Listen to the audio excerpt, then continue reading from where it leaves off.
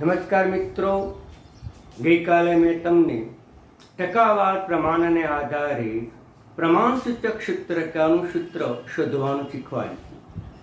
આજે એ જ થિયરિકલ બે અગત્યના પ્રશ્નો, આ ઉપરાંત બીજા પણ અગત્યના પ્રશ્નો જે નીટમાં પૂછાય છે અથવા પૂછાઈ ગયા છે, તો એ પ્રશ્નોની આપણે ચર્ચા કરીશું. એટલે હવે પછી પ્રકરણ 1 માં જે કંઈ માહિતી ચલાવીશ એ બધી જ નીટ અને જી માટે ઉપયોગી છે. થિયરિકલ માહિતી તો બધી મેં, સૈદ્ધાંતિક માહિતી તો બધી મેં તમને સમજાવી દીધી છે.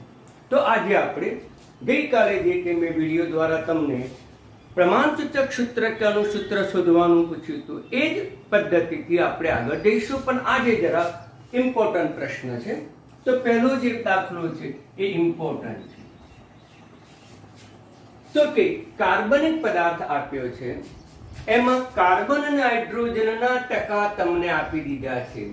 એટલે પહેલા તત્વ નક્કી કરીશું.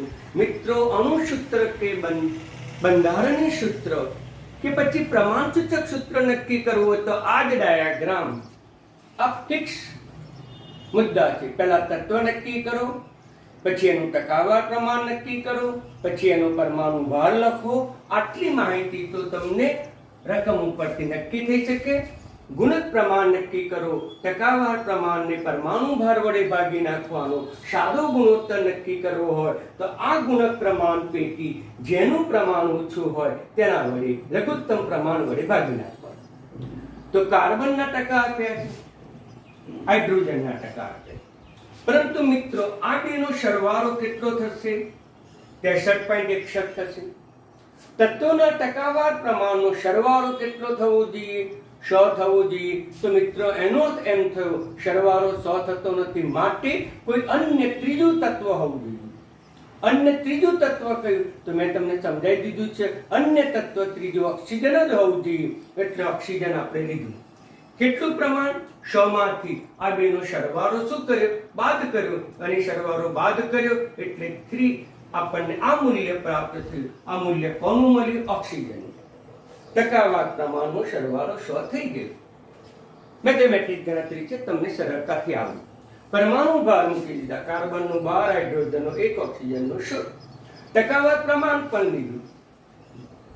ગુણક પ્રમાણ, ટકાવાર પ્રમાણ ભાગાકારમાં, ટકાવાર પ્રમાણ ભાગાકારમાં પભા એટલે આટલો જવાબ આવશે. આ બેનો ભાગાકાર એટલે આટલો જવાબ આવશે. આ બેનો ભાગાકાર એટલે આટલો જવાબ આવશે. હવે સાદો ગુણોત્તર નક્કી કરવો છે મિત્રો. તો સાદો ગુણોત્તર જો તમારે નક્કી કરવો હોય તો આમાંથી ગુણક પ્રમાણ બધાના લેવાના. એ પૈકી લઘુત્તમ ગુણક પ્રમાણ કોનું છે શોધી કાઢો. આ ત્રણમાંથી ઓછામાં ઓછું પ્રમાણ, ઓછામાં ઓછું મૂલ્ય, લઘુત્તમ મૂલ્ય કોનું? તો પછી અણુ છે. તો આપણે એના વડે ભાગી નાખ્યા. આટલો જવાબ મળે. મેં અગાઉ કેલ્ક્યુલેટર મૂકી દીધું છે સમય બચાવવા માટે. હવે બે આ 3.99 લગભગ પૂર્ણાંક 4 થઈ ગયા, 1 થઈ ગયા. માટે આપણે પ્રમાણસૂચક સૂત્ર નક્કી કરવું હોય તો તત્વની સંજ્ઞા લખવાની, અને સંજ્ઞા લખ્યા પછી જે પૂર્ણાંક સંખ્યા આવે લખવાની. 2, 4, 1. પણ 1 લખવાની પ્રથા નથી. હવે આપણે અણુસૂત્ર નક્કી કરવાનું છે. તો અણુસૂત્ર નક્કી કરવું હોય તો આપણી પાસે આ સૂત્ર છે. તો n નક્કી કરવો હોય. n એટલે અણુભાર ભાગાકારમાં પ્રમાણસૂચક સૂત્રભાર. મિત્રો, તમને અણુભાર સીધો આપ્યો નથી. ગઈકાલે મેં તમને એક અગત્યનું સૂત્ર આપ્યું હતું કે અણુભાર બરાબર 2 ગુણાકારમાં બાષ્પ ઘનતા. યાદ રાખવાનું. તો 2 ગુણ્યા 44 બરાબર કેટલા થાય? 88. તો અણુભાર મળી ગયો.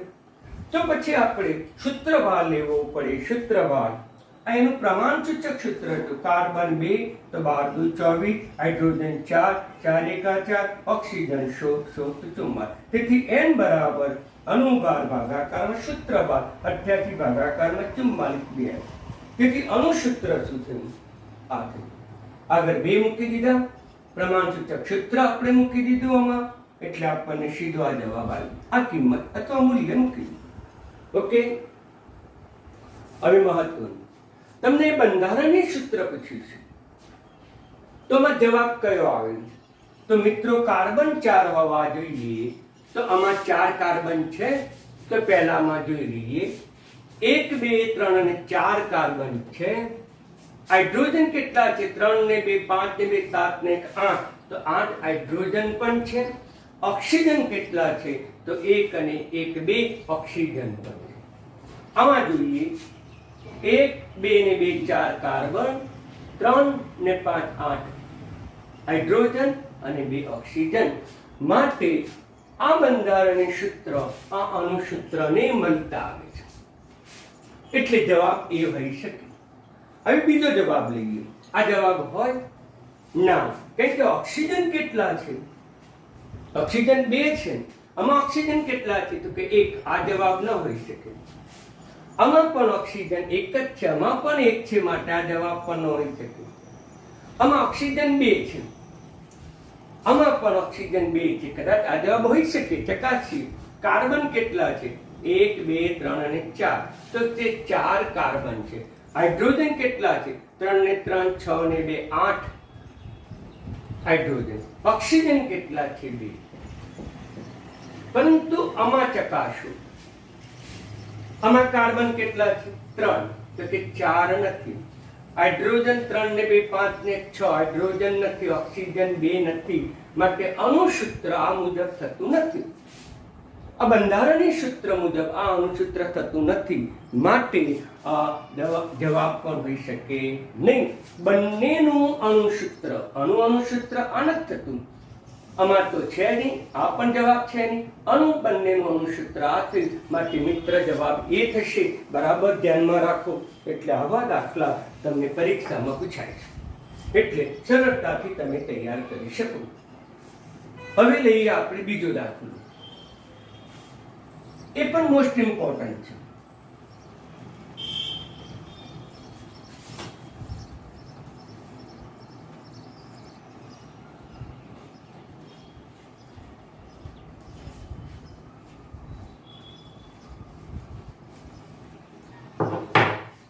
અહીંયા પ્રમાણ સીધે સીધું તમને આપી દીધું છે મિત્રો.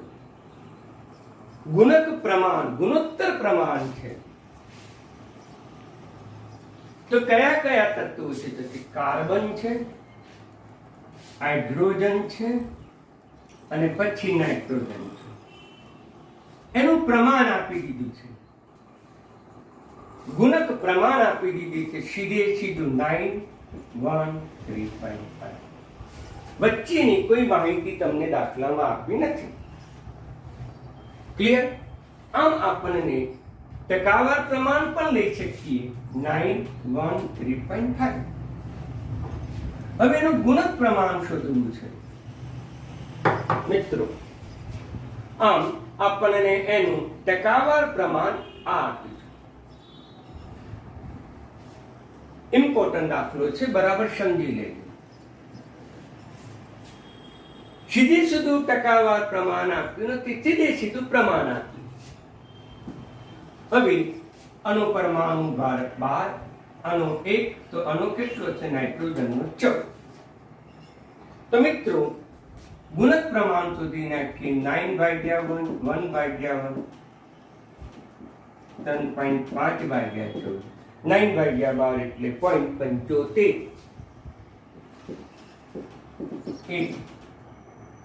1.25. ક્લિયર? અગાઉના તમામ દાખલામાં ટકાવાર પ્રમાણ આપ્યું હતું, તો આપણે ટકા મૂકતા હતા, પ્રમાણ આપી દીધું. અહીંયા પણ ટકાવાર નહીં, ગુણક પ્રમાણ. એટલે ભૂલ પરીક્ષામાં કરશો નહીં. અગત્યનો દાખલો છે એટલા માટે. હવે સાદો ગુણોત્તર નક્કી કરવો હોય તો આપણે સરળતાથી નક્કી કરી શકીએ. 0.75 1.25. આમાંથી લઘુત્તમ પ્રમાણ કોનું મિત્રો? તો પછી આ જે છે લઘુત્તમ પ્રમાણ છે 0.25. તો પછી આનો જવાબ કેટલો થશે મિત્રો? તો આનો જવાબ 3 થશે, આનો જવાબ 4 થશે, આનો જવાબ 1 થશે. એટલે પૂર્ણાંક અણુ 3 4 અને 1 આવ્યું. તો પછી આપણું પ્રમાણ સૂચક સૂત્ર શું થયું? મિત્રો ફરીથી સમજાવું, ગઈકાલે સમજાવ્યા હતા તે દાખલાને આજે આ લીધેલો દાખલો એ માત્ર ટકાવાર પ્રમાણ સીધું આપ્યું તું મૂકી દીધું, પણ આ દાખલામાં ટકાવાર પ્રમાણ શબ્દ આપ્યો નથી, પણ એનું ગુણોત્તર પ્રમાણ આપી દીધું છે. 9:1 એટલે કાર્બન 9 હશે, હાઇડ્રોજન 1 હશે, નાઇટ્રોજન 3.5 હશે, એટલે આપણે એ કિંમત મૂકી દીધી. પરમાણુ ભાર લીધો, બાકીની પદ્ધતિ તો તેની તે જ હતી. આ બધાની કિંમતો આપણે કેલ્ક્યુલેટરની મદદથી શોધી કાઢી. હવે પ્રમાણ સૂચક સૂત્ર કયું? તો કે કાર્બન કેટલા છે? 3. હાઇડ્રોજન કેટલા છે? તો કે 4. નાઇટ્રોજન કેટલા છે? તો કે 1. હવે આપણે અણુસૂત્ર નક્કી કરવાનું છે, તો આપણે n નક્કી કરવા પડે. n એટલે અણુભાર ભાગાકારમાં સૂત્રભાર. મિત્રો અણુભાર કેટલો આપી દીધો છે? 180 આપી દીધો છે. તો પછી આપણે શું શોધવું પડે? C3H9N2 નો ભાર નક્કી કરવો પડે, એટલે કે સૂત્રભાર. 12 36, કાર્બન 12, હાઇડ્રોજન 7 × 7, નાઇટ્રોજન છે 2 આગળ 1, તેથી નાઇટ્રોજન નું 14.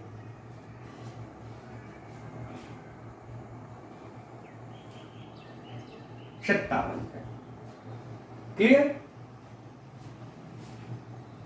અહીંયા મારી ભૂલ છે કે અણુભાર રકમની અંદર 108 આપેલો છે. આંકડો ઉરત પરત થઈ ગયો, મારી ભૂલ હતી. ઓકે, તો કાર્બન 12 36, હાઇડ્રોજન 4, તો હાઇડ્રોજન 4 4 10 ને 4. અહીંયા લખવામાં ભૂલ હતી, મેં સુધારી દીધું 108.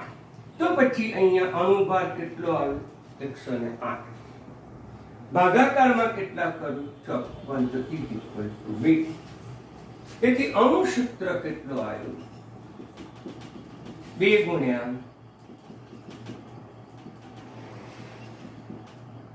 પ્રમાણસૂચક સૂત્ર. 2 ગુણ્યા પ્રમાણસૂચક સૂત્ર શું આવ્યું? એટલે કાર્બન 6, હાઇડ્રોજન 8, નાઇટ્રોજન 2. તો આવો જવાબ કયો સિલેક્ટ થાય? કીધું હતું કે એ છે. મિત્રો ખબર પડી ગઈ દાખલામાં? એટલે બંને દાખલા ઇમ્પોર્ટન્ટ હતા, જે તમને પૂછાઈ ગયેલા છે એની મેં ગણતરી કરી અથવા પૂછી શકે એવી શક્યતાઓ છે. ટકાવાર પ્રમાણ તો તમે મૂકી શકો, પરંતુ આવી પદ્ધતિથી જો કોઈ તમને દાખલો આપેલો હોય તો આવી પદ્ધતિથી દાખલો ગણતી વખતે તમારે કાળજી રાખવી પડે, જે મેં તમને અહીંયા સમજાવ્યું.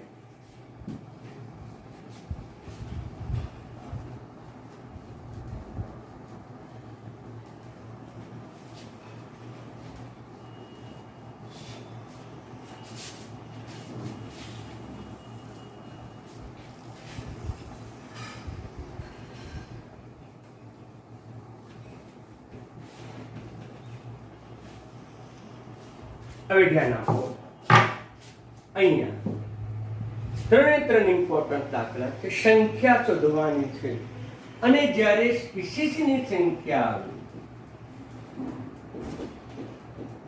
મિત્રો જ્યારે પણ સ્પીસીસની સંખ્યા આવે ત્યારે આપણી પાસે એક જ માહિતી છે, એક જ સૂત્રનો આપણે ઉપયોગ કરીએ.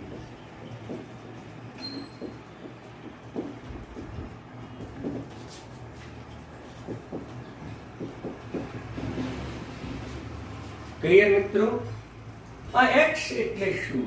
સ્પીસીસ, પરમાણુ, અણુ કે પરમાણુ. n એટલે શું?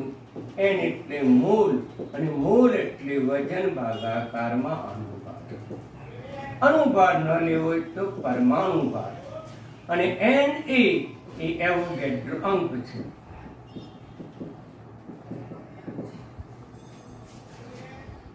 ત્રણેય દાખલાનો જવાબ ભિન્ન છે. 52 મોલ માટે પરમાણુની સંખ્યા કેટલી? તો આપણે 52 મોલ આર્ગોન પરમાણુની સંખ્યા. અહીંયા સ્પીસીસ તરીકે શું આપ્યું? તો સ્પીસીસ તરીકે આર્ગોન પરમાણુ આપ્યો, અને પરમાણુ આર્ગોનમાં એક જ હોય છે, એ એકલ પરમાણુ છે. એકલ પરમાણુના બનેલા સ્પીસીસ કયા કયા? તો હિલિયમ આવે, આર્ગોન આવે, ક્રિપ્ટોન આવે, ઝેનોન આવે અને રેડોન. મિત્રો, તમે ધોરણ 10 સુધી શીખી ગયા છે કે આ પરમાણુઓ એ હંમેશા એકલ પરમાણુ, આ જે તત્વો છે એ તત્વો હંમેશા એકલ પરમાણુના જ બનેલા છે. જ્યારે અન્ય તત્વો લઈએ oxygen, nitrogen, hydrogen, phosphor. Oxygen, nitrogen, hydrogen અને ક્લોરીન એ દ્વિપરમાણુ છે. એ તત્વમાં બે પરમાણુ આવે.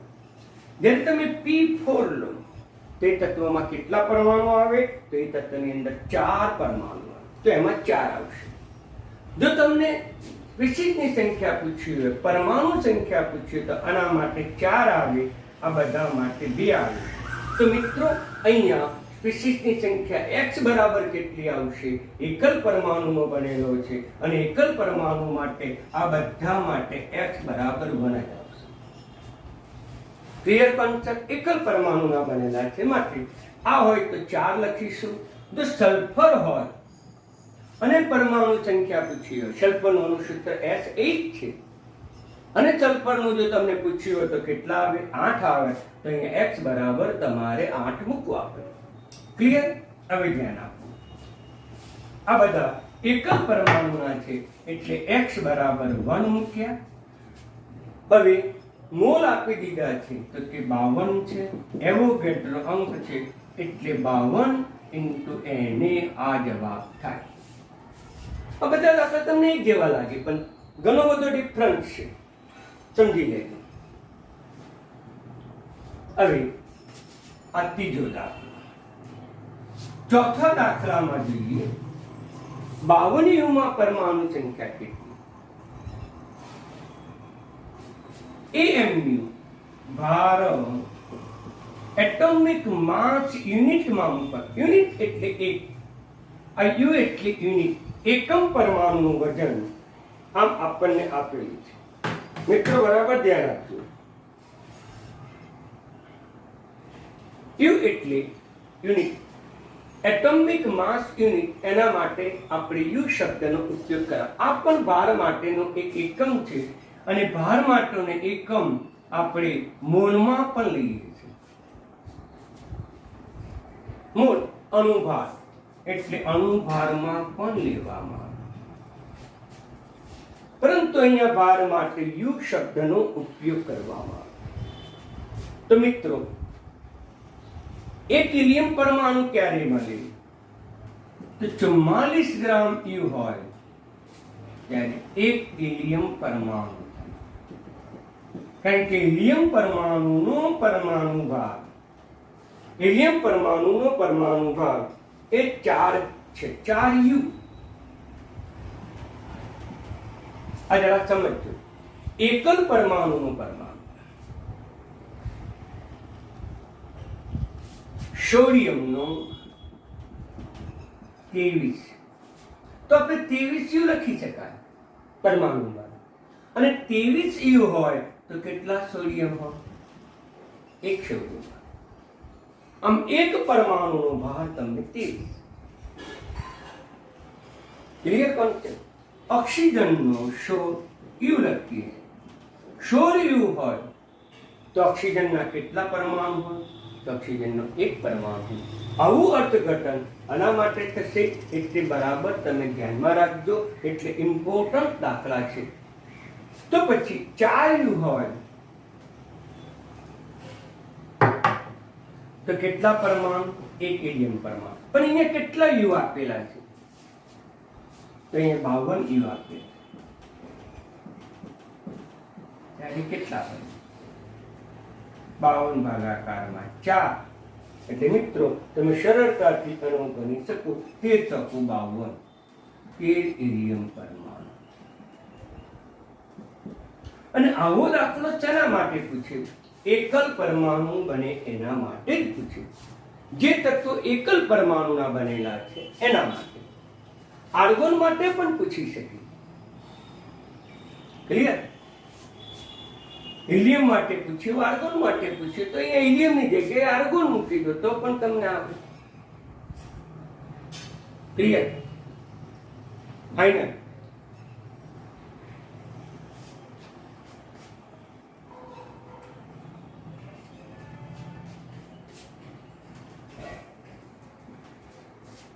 આર્ગોનના 20 યુમાં આર્ગોનની સંખ્યા કેટલી?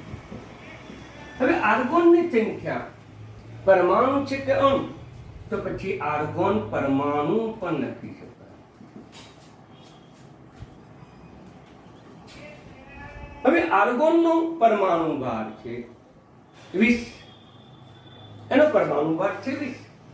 તો આપણે રકમ બદલીશું, અહીંયા 100 લઈ લઈએ. તો 20 યુ આર્ગોનમાં એક પરમાણુ. મિત્રો દાખલામાં કેટલા ગ્રામ, કેટલા યુ આપ્યા છે? તો 100.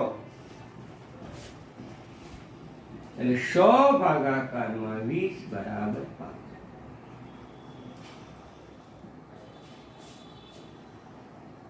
સમજણ પડી ગઈ? આટલા પરમાણુ. એકલ પરમાણુ માટે આવા દાખલા પૂછી શકે. એટલે મેં બીજો એક એક્ઝામ્પલ લીધો, છઠ્ઠો, એ બરાબર ધ્યાનમાં રાખજો, એવો પણ તમને પૂછી શકે. હવે પાંચમો દાખલો લઈએ. મિત્રો પાંચમો દાખલો. પાંચમામાં વિચારો 52 ગ્રામ પરમાણુની સંખ્યા. આનું આ જ સૂત્ર, સંખ્યા આવે એટલે. એક આ જ દાખલો થોડો ભિન્ન હતો. બાકીમાં પરમાણુ સંખ્યા આયા, મોલ આયા, ગ્રામ આવે ત્યારે આપણે આ સૂત્રનો જ ઉપયોગ કર્યો છે. તો પછી આ હિલિયમ પરમાણુની સંખ્યા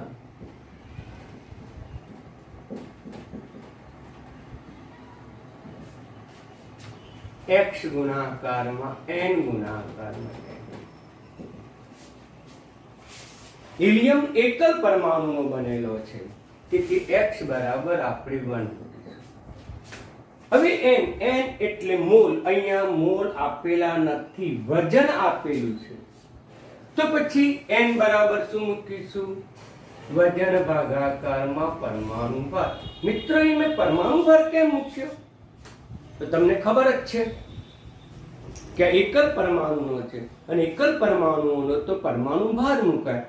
જો એક કરતા વધારે દ્વિપરમાણુ હોય, O2 N2 O2 P4S8 NaCl H2SO4, તો તે એક કરતા વધારે પરમાણુના બનેલા છે, માટે ત્યાં અણુભાર મુકાય.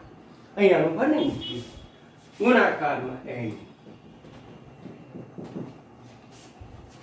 કેટલા ગ્રામ માટે આપ્યું છે? તો કે 52 ગ્રામ. તો અહીંયા મૂકીશું 52. પરમાણુ ભાર કેટલો છે? તો કે 4.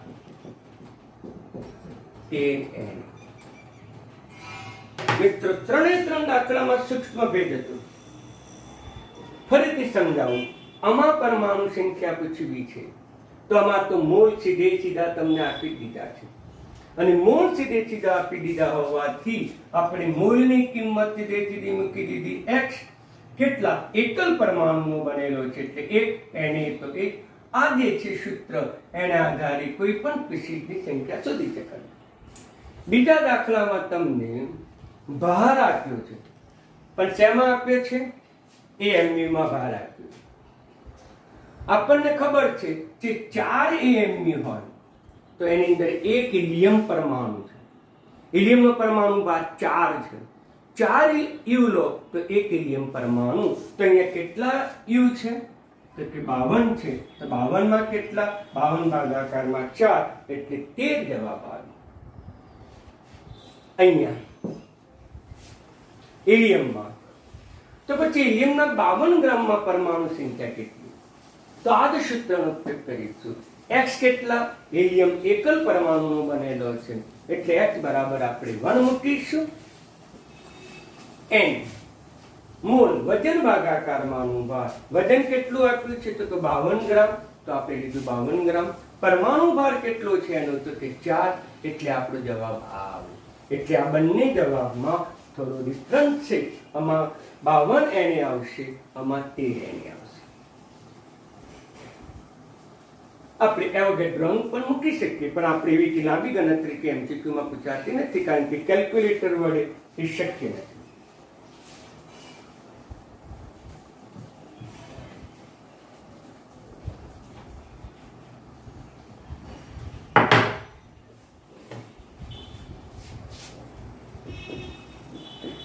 જેમાં પરમાણુ સંખ્યા વધુ,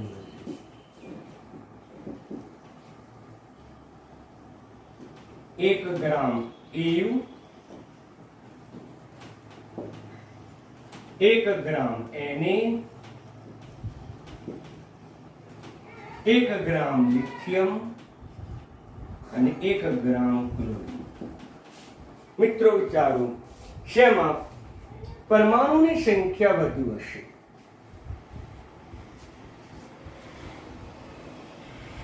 તો બધાનો પરમાણુ ભાગ ખબર હોવો જોઈએ, ન હોય તો પણ ચાલે. આપણે આ સૂત્રનો ઉપયોગ કરીશું. દરેકમાં x બરાબર કેટલા આવશે? તો x બરાબર 1 થશે. મોલ કેટલા થશે? તો વજન ભાગાકારમાં અણુભાર થશે.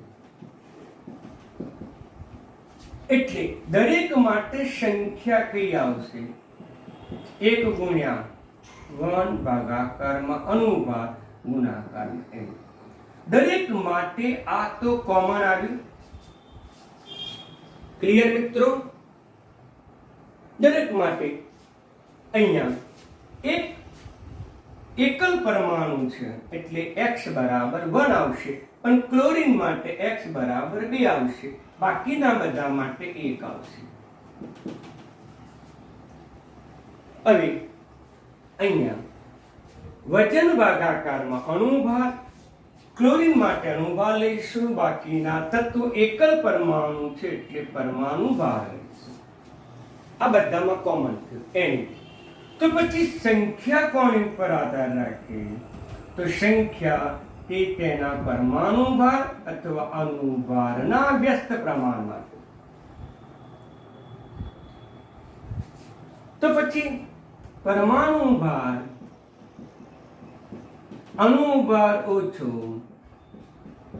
તેમ સંખ્યા વધુ. Clear concept? જો તમને સમાન વજન આપેલું હોય તો મિત્રો આ સૂત્ર સીધો તમે ઉપયોગ કરી શકો, કારણ કે દરેકમાં x ની કિંમત તો 1 જ છે, સિવાય કે ક્લોરીનમાં 2. પછી મોલ લઈએ છીએ, વજન દરેકમાં 1 છે, ભાગાકારમાં અણુભાર એને પણ કોમન છે, એટલે આ બધા પદ કાઢી નાખી સમપ્રમાણનું ચિહ્ન આવ્યું. ગુલનો પરમાણુ ભાર તમને આપી દીધો છે 196.57.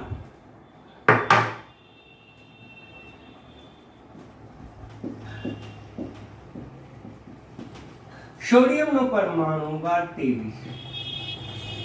લિથિયમ છે, લિથિયમનો પરમાણુ ભાર છે 6.9. ક્લોરીનનો અણુભાર લઈશું આપણે 35.5 એટલે 71. આ તમને વજન આપ્યું. તો મિત્રો આ ત્રણેયમાંથી કોનો પરમાણુ ભાર, આ ચારેયમાંથી કોનો પરમાણુ ભાર કે અણુભાર ઓછો? તો લિથિયમ નો પરમાણુ ભાર ઓછો છે, માટે એમાં પરમાણુ સંખ્યા વધુ હશે, એટલે સી જવાબ આવે.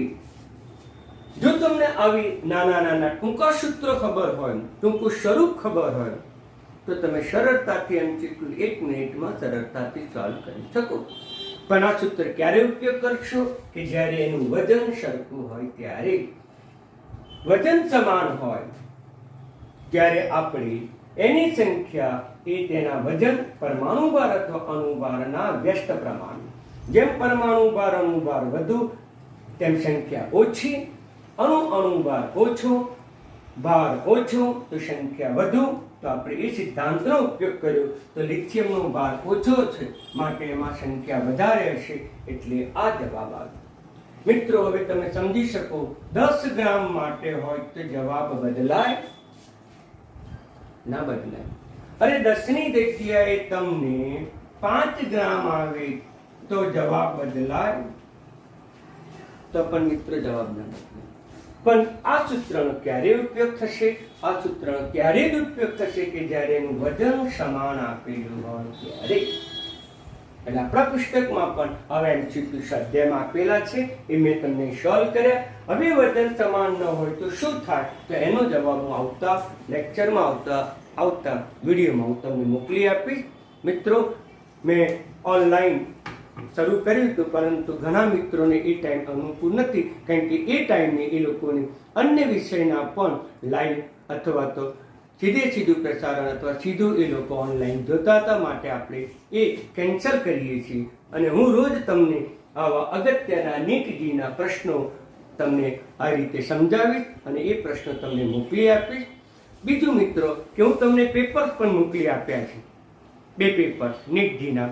તો મિત્રો, તમે નીટજીના પેપરો સોલ્વ કરો અને એના જવાબો હું એકાંતરે એ જવાબો ગણતરી સહિત હું મોકલી આપીશ. એટલે એ પણ તમે જોડે જોડે લખો અને જેની ગણતરી તમને સમજણ ન પડે તો એ હું તમને ફરીથી મને વોટ્સઅપ ઉપર મોકલશો તો ફરીથી ડિટેલ્સ વધારે સરળતાથી સમજૂતી મોકલી આપીશ. એટલે મિત્રો, મહેનત કરતા રહેજો. સતત મહેનત કરશો તો નીટજી પણ તમને આવી રીતે અટપટા જે પ્રશ્નો છે એ પણ તમે સરળતાથી સોલ્વ કરી શકો. અસ્તુ.